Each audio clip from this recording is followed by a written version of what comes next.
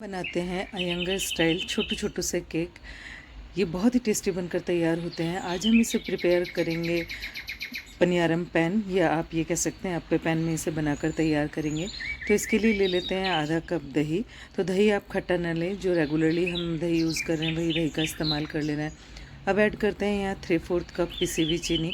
जो नॉर्मली हम घर में चीनी लेते हैं ना, उसी चीनी को पीस कर आपको ले लेना है।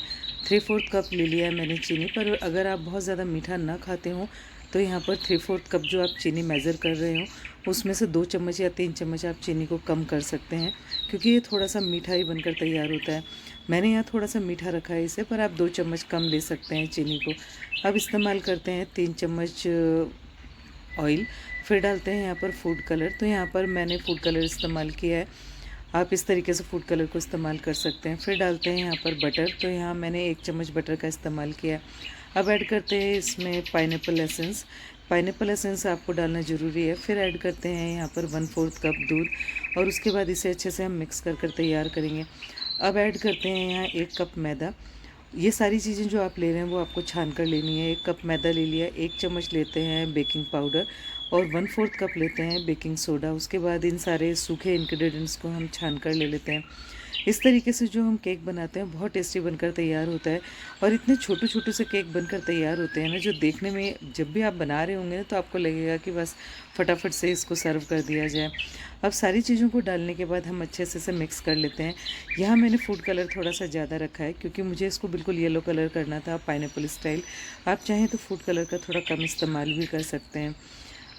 और इसे आज हम प्रिपेयर करेंगे पनियारम पैन आप कह सकते हैं, अप्पे पैन कह सकते हैं। इसमें ये बहुत टेस्टी और बहुत इजीली बनकर तैयार हो जाते हैं। तो इसे कट फोल्ड वाले मेथड से हमें इस सारी चीज़ों को मिक्स कर लेना है। यहाँ जो हमने पहले चीनी, दही, तेल, बटर जो डालकर तैयार किया ना, बटर जो मैंने यहाँ पर इस्तेमाल किया है वो सॉल्टेड बटर ही इस्तेमाल किया है। अब यहाँ ले लिया है मैंने नॉर्मली लोहे वाला तवा, और उसके ऊपर रख दिया है यहाँ अप्पे स्टैंड। अब इसमें हमें तेल, घी कुछ भी अप्लाई नहीं करना है। इसी तरीके से बस इसे रख देना है और थोड़ी सी देर के लिए गर्म कर लेना है अप्पे पैन को। आप पहले अप्पे पैन को थोड़ा सा गर्म हो जाने दें, उसके बाद ही इस बैटर को अप्पे पैन में ऐड करें। तो जब आप बैटर डाल रहे हो ना अप्पे पैन में, तो इसे पूरा ऊपर तक आपको फिल नहीं करना है।